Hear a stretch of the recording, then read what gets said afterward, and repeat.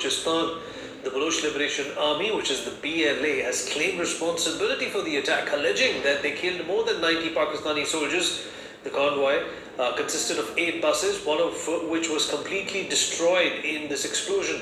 Immediately after the attack, Fateh squad of BLA advanced, surrounded another bus, is what we're learning.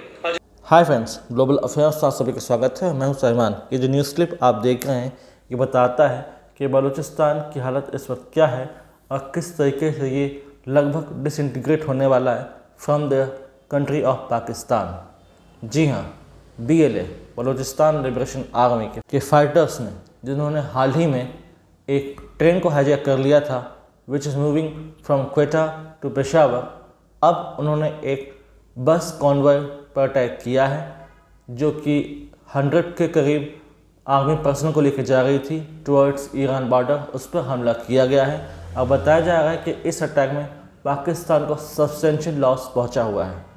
Balochistan इस वक्त centre of attraction, centre of news, centre of discussion बन के सामने उभरा है। बलूचिस्तान एक ऐसा एरिया जो कि ऑक्युपाइड टेरिटरी है विद इन पाकिस्तान। ये भारत और पाकिस्तान का आज़ाद होने के पहले ही आज़ाद था, ब्रिटिश प्रोटेक्टरेट था, आज़ाद था। यहाँ पर कलात के राजकुमार, कलात के प्रिंस रूल करते थे और उनके ऊपर दबाव बनाकर मोहम्मद अली जिन्ना ने ये एरिया हथियाया था, कैप्चर किया था। It was never ever integrated part of Pakistan, it was acquired territory जो कि फोर्सफुली एक्वायर की गई थी, जिसमें कोई भी लेजिटिमेसी नहीं थी और बलूचिस्तान हमेशा से नेगलेक्टेड रहा। पाकिस्तान ने कभी इसके ऊपर ध्यान नहीं दिया कि यहाँ पर social development, economic development, political development में ध्यान दें और यहाँ के लोगों की लाइफ को सरल बना सके, सुलभ बना सके। उसका सारा ध्यान रहा था पंजाब में और सिंध में। आज 70-80 साल बाद पाकिस्तान वो सब झेल रहा है जो उन्होंने बलूचिस्तान को दिया। ये होना तय था। BLA के मजीद ब्रिगेड ने हमला किया और काफ़ी नुकसान पहुंचाया है फ्रंटियर कॉर्प्स को, जो कि एक विंग है ऑफ पाक आर्मी।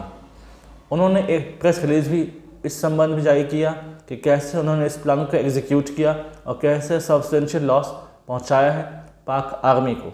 उनका ये भी कहना है कि जो न्यूज़ आ रही है कि ट्रेन हाईजैक में पाक आर्मी ने सक्सेसफुल पाली थी और उन्होंने सक्सेसफुली हरा दिया था BLA के फाइटर्स को, तो ये बात सही नहीं है। उसमें भी काफ़ी नुकसान पहुंचा है, बहुत ज़्यादा नुकसान झेला है पाक आर्मी ने और काफ़ी लोगों को मारा है, काफ़ी लोगों को एग्जीक्यूट किया है BLA ने। अब अगर बात करें तो धीरे धीरे ये बात बढ़ती जा रही है और इसका जो हॉरिजन है वो वाइडन होता जा रहा है। दरअसल BLA की बात करें या बलूचिस्तान की बात करें तो बलूचिस्तान सिर्फ पाकिस्तान में नहीं आता, ये आता है ईरान में भी। तो अगला नंबर ईरान का भी हो सकता है। वहाँ भी जो बलूचिस्तान के लोग हैं वो भी अंडर ऑपरेशन है, वो भी सफ़र कर रहे हैं। तो हो सकता है कि इसका इम्पैक्ट ईरान में भी दिखे और ईरान को भी झेलना पड़े एक दंश। इतना तो तय है कि ये रीजन आज नहीं तो कल अलग होगा और पाकिस्तान फिर से सिकुड़ जाएगा। लेकिन इन्होंने इंटरनेशनल प्लेयर्स को, जैसे कि US है, चाइना है और दूसरे प्लेयर्स हैं, उन्हें जरूर एक्टिव कर दिया है। हाल ही में चाइना ने ये बात कही थी कि हम पाकिस्तान के साथ मिलिट्री कोऑपरेशन करेंगे ताकि न्यूट्रलाइज कर सके BLA को और दूसरे आउटफिट्स को। और इसी बीच ब्रास नाम का एक संगठन बना जो कि BLA और उनके जैसे आउटफिट्स का एक ग्रुप बनकर उभरा, जो कि मिलकर इंटीग्रेटेड मैनर में अटैक करेगा against Pak army and against Chinese nationals and Chinese personals who are working in Balochistan. BLA ने पहले भी धमकी दी थी और क्लियरली ये बात कही थी कि कोई भी व्यक्ति, चाइनीज़ नेशनल्स यहाँ पर न रहे, क्योंकि ये भूमि उनकी है, ये लैंड उनकी है, ये बलूच लोगों की भूमि है। इसलिए यहाँ पर चाइना का दखल इलेजिटिमेट है, अनलॉफुल है। देखा जाए तो एक्वायर्ड टेरिटरी है, कोई पाकिस्तान की लेजिटिमेट भूमि तो ये है नहीं, इसलिए इनका क्लेम भी सही माना चाहिए। और बेहतर होगा कि हम इन्हें फ्रीडम फाइटर्स की तरह ही ट्रीट करें बजाय उन्हें मिलिटेंट्स या टेररिस्ट कहने के, क्योंकि वो अपनी आज़ादी की लड़ाई लड़ रहे हैं। और आज जब पाकिस्तान में सिक्योरिटी कंडीशन इतनी ख़राब है, डेमोक्रेसी का कोई नाम नहीं है, जहाँ पर आर्मी जनरल के हिसाब से नेता बदलते हैं, प्रधानमंत्री बनाए जाते हैं, तब यहाँ डेमोक्रेसी नहीं है, तब फिर जो वेस्टर्न पावर्स हैं, जो यूएस हैं, जो दूसरे ऑर्गेनाइजेशंस हैं, जो हमें लेक्चर देते हैं विथ रिगार्ड टू डेमोक्रेसी, उन्हें ध्यान देना चाहिए कि कैसे पाकिस्तान में डेमोक्रेसी का गला घोटा जा रहा है और पाकिस्तान में डेमोक्रेसी नाम की चीज़ है नहीं।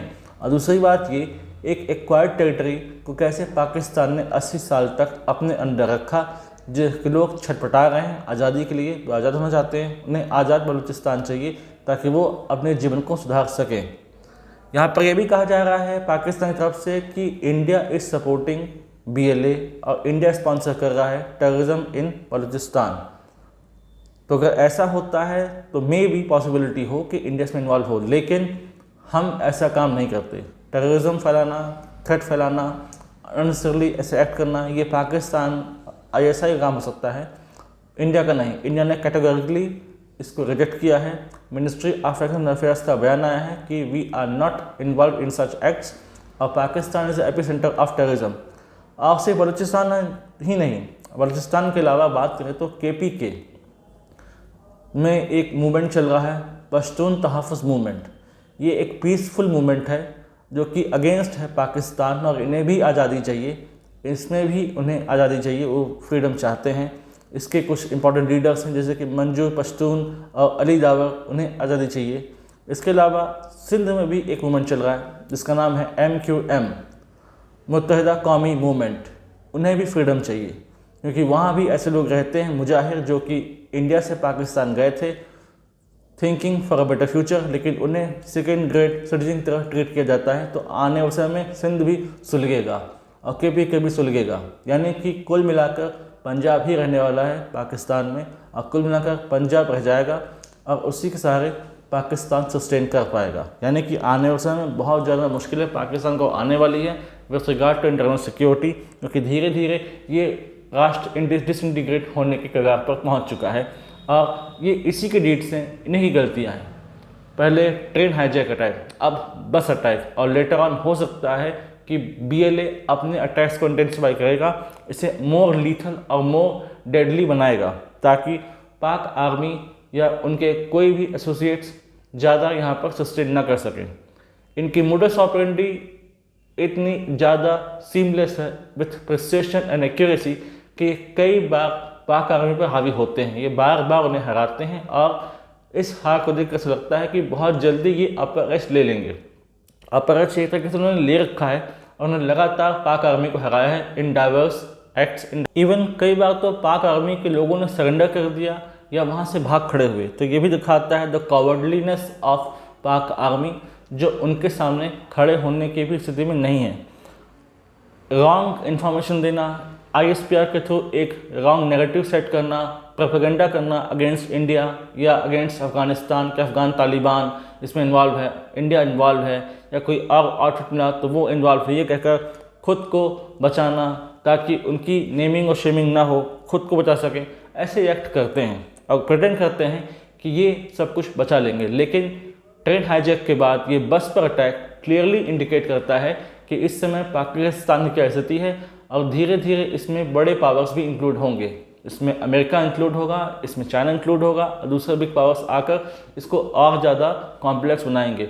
कुल मिलाकर ये इंटरनल सिक्योरिटी चैलेंज है पाकिस्तान का और बहुत जल्दी बलूचिस्तान अपनी आज़ादी देखने वाला है।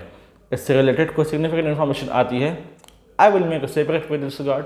Do like, comment, share, subscribe the video and widely explore this video for the knowledge of people. यदि आप हमसे जुड़ना चाहते हैं तो आप इंस्टाग्राम, टेलीग्राम के थ्रू हम जुड़ सकते हैं। The link in given in description. Thanks for watching. जय हिंद, जय भारत।